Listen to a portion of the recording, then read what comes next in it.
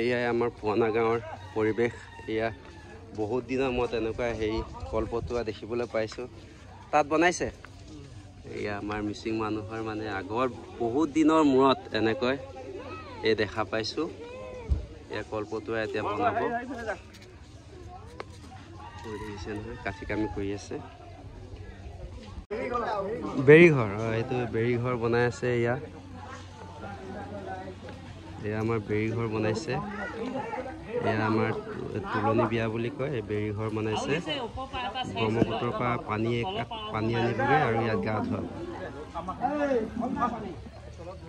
এইবোৰ কলথোৱা, এইবোৰ চিৰা কৰি থৈছে। এয়া বনাই আছে কলপতুৱা। এয়া আমাৰ ৰান্ধনীয়ে ৰন্ধা বঢ়া কৰি আছে, ভাত বনাইছে এয়া। আৰু এইফালে কি বনি আছে? এইটো মেইনটো সেইটোৱে খাচলা মচলাটো। এইটো গাহৰি আৰু কি ঔটেঙাৰ লগত দিয়া হৈছে ন? এয়া গাহৰি ঔটেঙা বনোৱা হৈছে। এইটো দেখিছে ন, ইমান ধুনীয়াকৈ বনাই আছে। এইজন আমাৰ ইগ ভালনে খবৰ?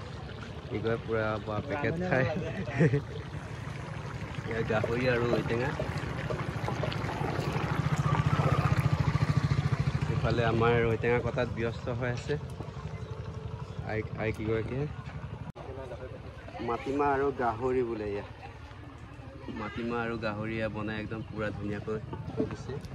আৰু ইফালে আহি গ'ল আমাৰ লোকেল মাছ। এয়া চেপাত লগাই এয়া মাছ ধৰি লৈ আহিছে। এতিয়া একদম জিন্দা মাছ।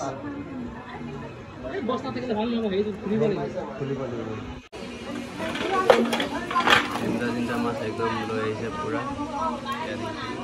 20 কেজিমান হৈ যাব।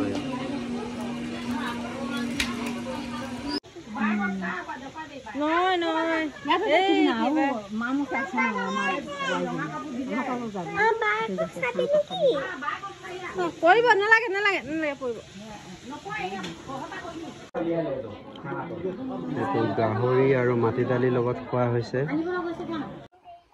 এইখনে আমাৰ ব্ৰহ্মপুত্ৰ নদী। আমি মানে এতিয়া বৰ্তমান আছোহি বংকুৱাল চুকৰ মানে একেবাৰে মথাউৰিত।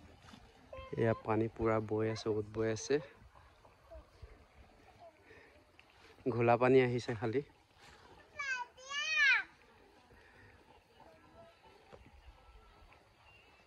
দেখিছে নহয়, আমি এনেই অকণমান চাবলৈ আহিছোঁ।